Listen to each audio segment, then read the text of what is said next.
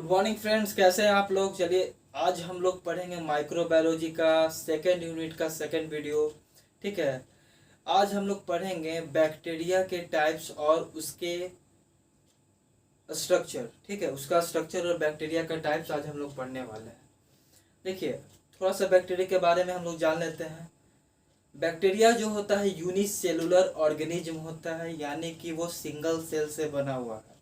ठीक है, वो प्रोकैरियोटिक होता है, यानी कि उसमें न्यूक्लियस नहीं होगा।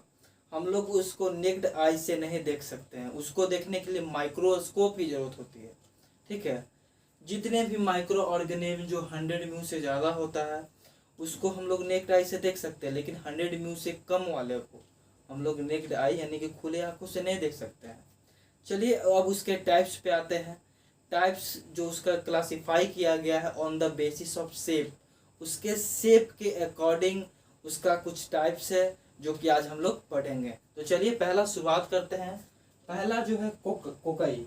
कोकाई जो होता है वो स्पेरिकल शेप में होता है, स्पेरिकल शेप में होता है।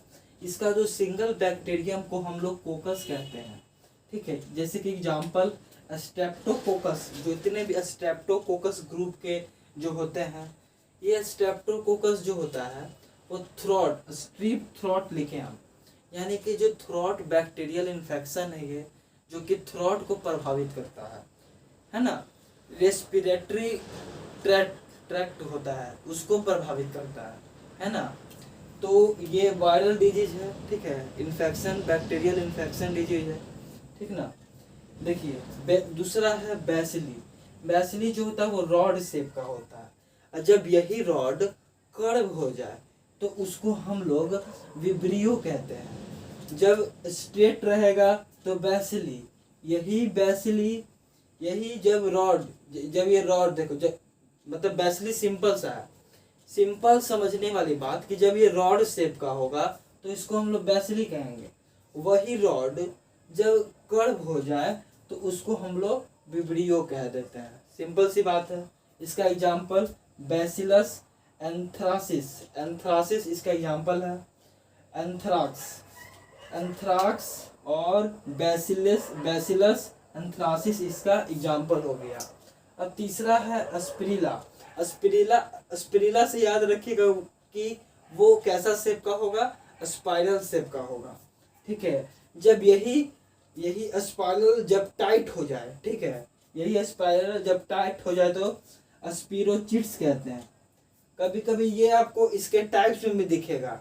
यही स्पाइरल जब टाइट हो गया ना, टाइट यानी सीधा हो गया ना, तो स्पाइरोचिट्स कह दिए इसको।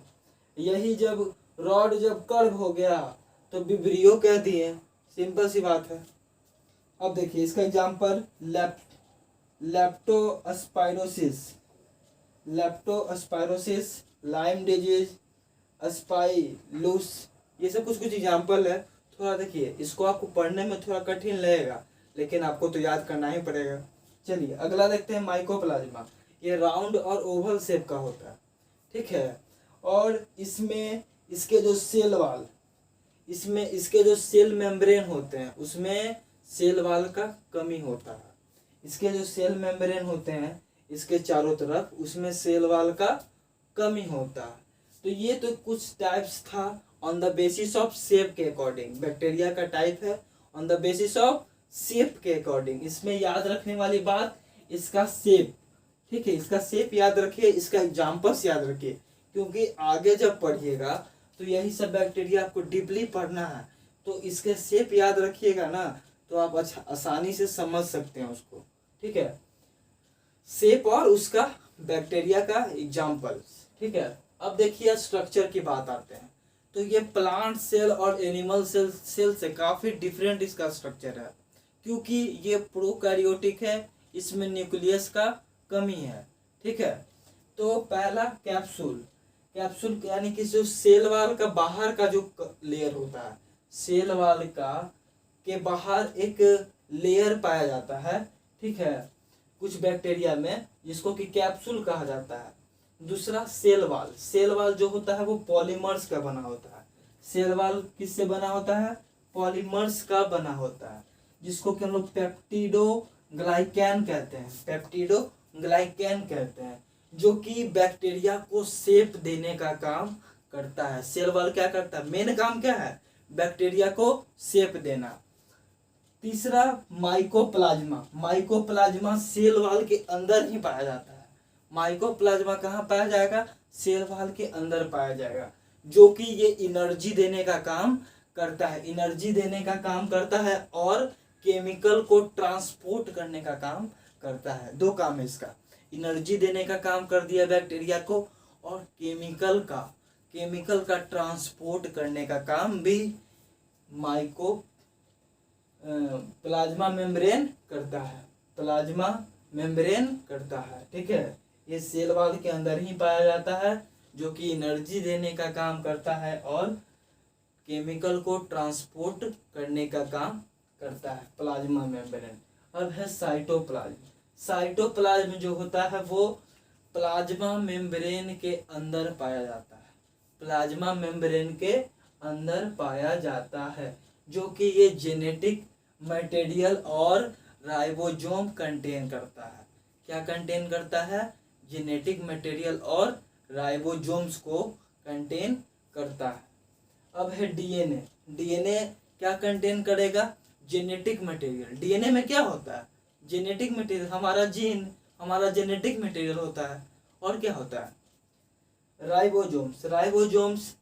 राइबोसोम्स वैसा जगह है जहाँ की प्रोटीन बनता है और प्रोटीन का सिंथेसाइज भी होता है। प्रोटीन बनता है और प्रोटीन का सिंथेसाइज भी होता है, याद रखिएगा आपको। फ्लैजिलियम जो होता है, जो कि मूवमेंट, इस बैक्टीरिया को मूवमेंट में कौन यही हेल्प करता है, मूवमेंट में कौन हेल्प करेगा, फ्लैजिलम भी करता है। अब पीली जो देख होता है हेयर लाइक स्ट्रक्चर, उसके मतलब बैक्टीरिया के आउटर सरफेस में हेयर लाइक स्ट्रक्चर होता है, जो कि जेनेटिक मटेरियल को ट्रांसपोर्ट करने, जो भी जेनेटिक मटेरियल होता है उसको ट्रांसपोर्ट करने के लिए, ट्रांसपोर्ट करने में हेल्प करता है, वन टू अनदर, है ना, एक जेनेटिक मटेरियल से अदर, है ना, एक जेनेटिक मटेरियल से अदर में ट्रांसपोर्ट करने का काम करता है पीली। तो ये तो कुछ स्ट्रक्चर था, ठीक है।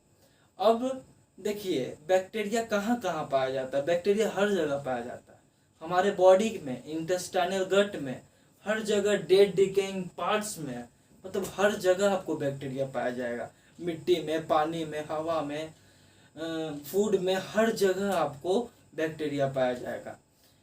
तो बैक्टीरिया का जो मोड होता है वो हेट्रोट्रॉपिक होता है और ऑटोट्रॉपिक होता है। ऑटोट्रॉपिक कहने का मतलब कि वो अपना खाना खुद बनाएगा, है ना, अपना खाना खुद बनाएगा, जिसमें फोटोसिंथेसिस बताए थे पिछला वीडियो में, और केमोसिंथेसिस भी उसी में आता है, ठीक है।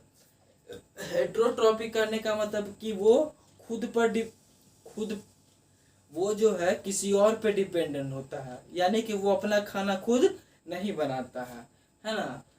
तो ये कुछ बेसिक बातें थी, है ना, कि आज जो हम लोगों ने पढ़ा, इसके बैक्टीरिया के टाइप्स को पढ़ लिया और उसके स्ट्रक्चर को भी हम लोग समझ लिए। इसके मेन इसमें सीखने वाली बात कि इसका मेन फंक्शन को याद रखिए आप लोग। जब तक इसके मेन फंक्शन को नहीं याद रखिएगा आपको नहीं समझ में आएगा, क्योंकि इसका कुछ डीपली आपको पढ़ना है। जब टाइप्स ऑफ बैक्टीरिया का और भी डीपली, कोकाई का भी पूरा deeply, gram positive, gram negative, बहुत सारी चीज़ें इसमें पढ़ना है आपको। तो ये बेसिक अगर जब तक बात आपको याद नहीं रहेगा आगे आपको समझ में ही नहीं आएगा, ठीक है। तो आज के लिए इतना ही, ठीक है। अगर वीडियो पसंद आया हो तो ज़रूर लाइक कीजिएगा, चैनल को सब्सक्राइब कर दीजिएगा, अपने फ्रेंड्स के सर्किल में इसको शेयर कर दीजिएगा। तब तक के लिए अपना ख्याल रखिए, अपना फैमिली का ख्याल रखिए।